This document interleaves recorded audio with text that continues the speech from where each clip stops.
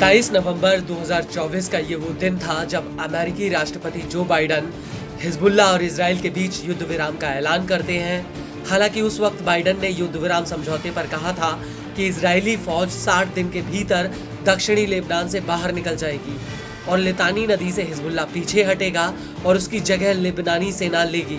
लेकिन अभी तक इस युद्ध विराम को 10 दिन तक नहीं हुए थे और दोनों के बीच एक बार फिर से युद्ध छिड़ने के हालात बन गए हैं, क्योंकि इजराइल बार बार लेबनान के भीतर हवाई हमले कर रहा है।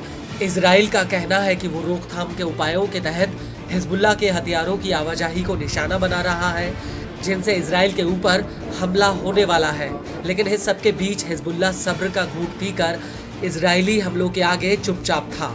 मगर अब ऐसा लग रहा है कि इजराइल और हिजबुल्लाह के बीच ये युद्ध विराम टूट सकता है। दरअसल लेबनानी न्यूज एजेंसी अल मायादीन का कहना है कि हिजबुल्लाह ने इजरायली सेना की एयर स्ट्राइक का जवाब देते हुए फार चौबा हिल्स में इजराइल के कब्जे वाले रुवैसत अल आलम साइट पर हमला किया है।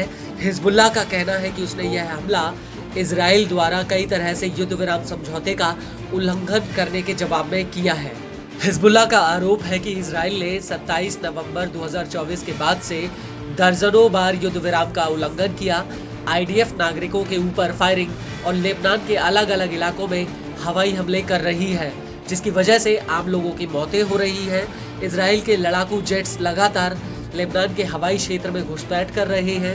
हिजबुल्लाह का ये भी कहना है कि उसका ये हमला शुरुआती रक्षात्मक और चेतावनी की प्रतिक्रिया है और अगर आईडीएफ ने अपने हमले बंद नहीं किए तो उसका अंजाम बेहद ही बुरा होगा।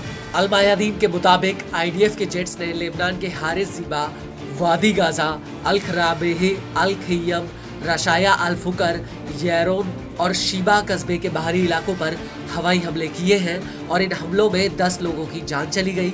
लेबनानी मीडिया के मुताबिक तलूसा में 4 लोगों की जान चली गई जबकि एक घायल हुआ है। वहीं दक्षिणी लेबनान के हारिस में 5 लोगों की मौत हो गई जबकि 2 लोग घायल हुए हैं। और इन हमलों से पहले आईडीएफ ने बेका वैली के अलावा दक्षिणी लेबनान के कई गांवों पर हवाई हमले किए थे। अल मायादीन का ये भी कहना है कि आईडीएफ ने होश अल सैयद अली में लेबनानी सेना की चौकी के पास एक बुलडोजर पर हमला किया था, जिसमें लेबनानी सेना के कई जवान घायल हुए हैं। आपको बता दें कि इन हमलों को लेकर टाइम्स ऑफ इजराइल का कहना है कि हिजबुल्लाह ने माउंट डोव इलाके में 2 मोर्टार दागे थे, जिसके बाद आईडीएफ ने हिजबुल्लाह के कई ऑपरेटिव और दर्जन भर से ज्यादा रॉकेट लॉन्च पैडों पर एयर स्ट्राइक की है।